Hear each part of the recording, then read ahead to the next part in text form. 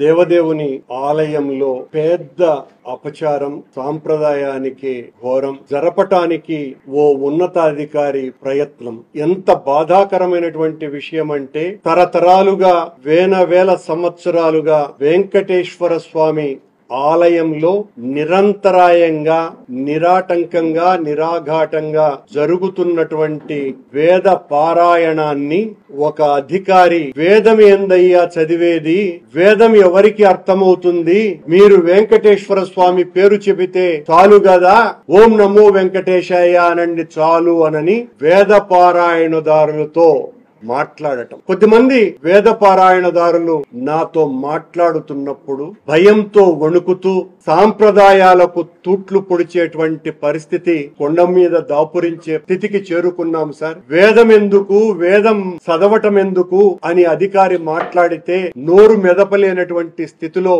మేమున్నాము అని అంటే, స్వామి ఆలయంలో ఎంత అపచారానికి శ్రీకారం చుట్టారు ఈ కూటమి ప్రభుత్వంలో ఉన్నటువంటి అధికారి అన్నటువంటి విషయాన్ని చెప్పదలుచుకున్నా. మన సాంప్రదాయాలకు, ఆచారాలకు, హిందూ ధర్మానికి నిట్ట నిలువున గొయ్యి తీసి పూడ్చేటువంటి కార్యక్రమం ఇది. వేదం అంటేనే బ్రహ్మదేవుని వాక్కు అన్నటువంటి విషయం అందరికీ కూడా తెలిసినటువంటిది. దేవాలయ సంస్కృతిని సమున్నతంగా విరాజిల్లింపజేస్తూ వస్తున్నటువంటి ఈ సాంప్రదాయానికి వేదం ఎవరికి అర్థమవుతుందయ్యా అని బెదిరింపుతో అది చెప్పాల్సినటువంటి పని లేదు అన్నటువంటి విషయాన్ని ఆ అధికారి మాట్లాడటం అన్నది ఎంత గుండెలు నులిపేసేటువంటి విషయం. సాక్షాత్తు వెంకటేశ్వర స్వామి ఆలయంలో పనిచేసేటువంటి ఓ అధికారి తనకున్నటువంటి అధికార గర్వంతో, బలంతో శరాఘాతంలాగా ఈ ప్రయత్నాన్ని చేస్తుంటే